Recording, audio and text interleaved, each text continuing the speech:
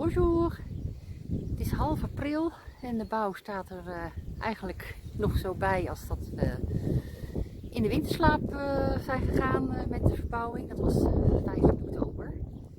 En we zitten eigenlijk te wachten op een beetje langdurig mooi weer. In ieder geval een week. Het gaat nu elke keer erg op en neer en dan is het weer heel koud en dan weer heel veel regen. We hebben nu weer een periode van heel veel regen achter de rug. Maar er is ondertussen wel wat gebeurd. We hebben wel een tegenslag te verwerken gehad. En daar gaan we even naar kijken. Het is niet de tegenslag van oh. De wereld is er veel erger naartoe. Maar voor onze kleine Franse wereld was het wel een tegenslag van formaat. We hebben even tijd nodig gehad om het te verwerken. En weer te bedenken hoe we verder gaan. Vooral voor Sander is het echt heel veel extra werk. Maar goed, we zijn er overheen. En we gaan gewoon lekker door. Kijk. Er is een heel stuk muur hier gestort. Het is eigenlijk al vlak voor de kerst. Heel veel regen gehad. Nou ja, kijk je.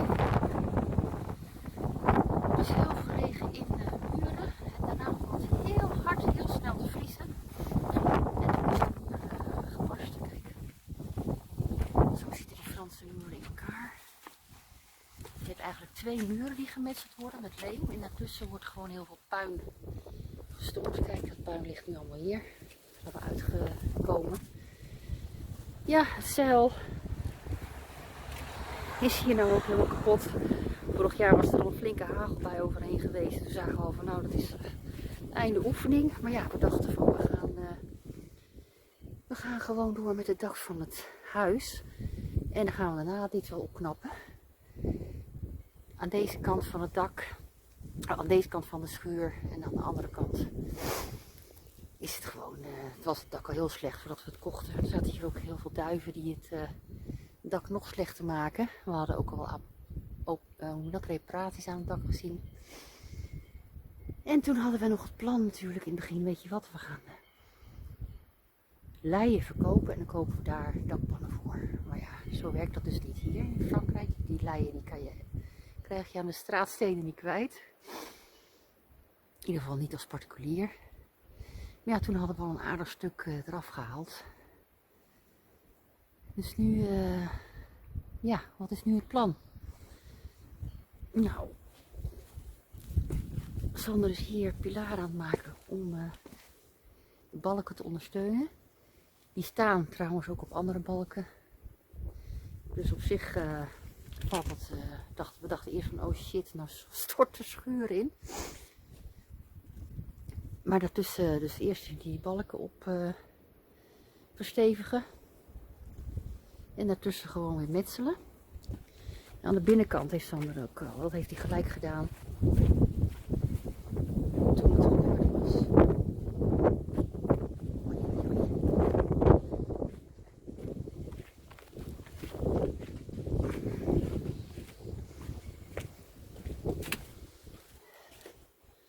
De balken ondersteunt hier.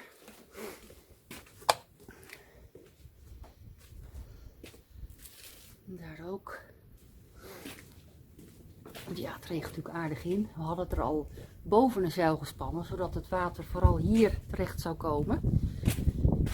Maar dat zeil, we dachten van dan nemen we iets goedkoper zeil, maar dat was, nou ja, ik weet niet waarom dat nog verkocht wordt, maar goed.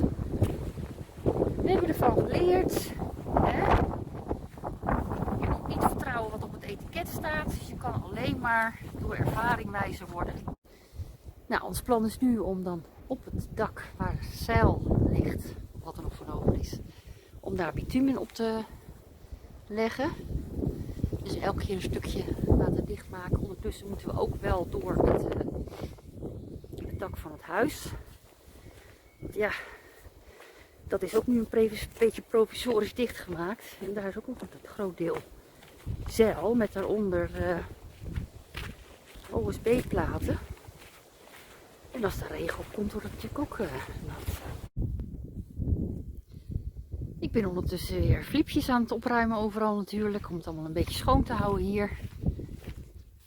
Kijk, dat is ook al helemaal weer kapot na een jaar. Dus daar komt ook bitumen op. Maar hier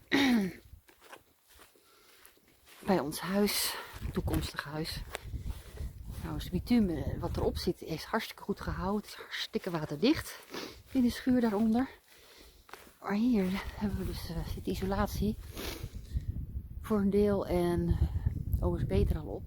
Ja, en dat zeil moet er ook af natuurlijk. En dan moet ook dichtgemaakt worden en ook bitumen erop. Zodat het in ieder geval waterdicht is en het zeil niet meer gaat scheuren.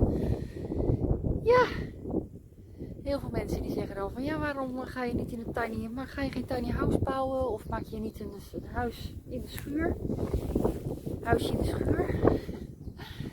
Ja, huisje in de schuur is een beetje moeilijk, want er zit eigenlijk alleen maar de verbouwing in de weg. Want het, ja, ik bedoel, de vloer die erin ligt, er moet ook een hele nieuwe vloer in eerst. Dat lukt echt niet. En een tiny house. Ja, de caravan is gewoon onze tiny house. Misschien klinkt het niet zo hip, een caravan, maar dan noem je toch gewoon een tiny house, dan is het weer hip. Hè? Nee, we zijn natuurlijk wel iets te optimistisch geweest, denken we nu. En ja, in het begin hadden we gewoon een mooi plan wat niet werkte. En een beetje tegenslag met het zeil. Maar we gaan weten nu hoe het verder moet. En we zien wel hoe ver we komen. We zien de schuur eigenlijk, tenminste, dat is meer mijn, denk ik, is meer van mij. Het is meer een soort van geadopteerd kind. We zijn hartstikke blij dat we hier mogen wonen op deze plek. Het is voor ons allebei nog steeds echt de mooiste plek van ons leven waar we zitten. En nou ja, die schuur hoort er gewoon bij. En uiteindelijk gaan we er een keer in, maar voorlopig nog niet. Nou, dan zijn jullie ook weer bijgepraat op dat vlak. Hopelijk wordt het snel een beetje mooi weer. Tenminste, een stabiel weer, zonder regen. En dan kunnen we weer verder. A plus!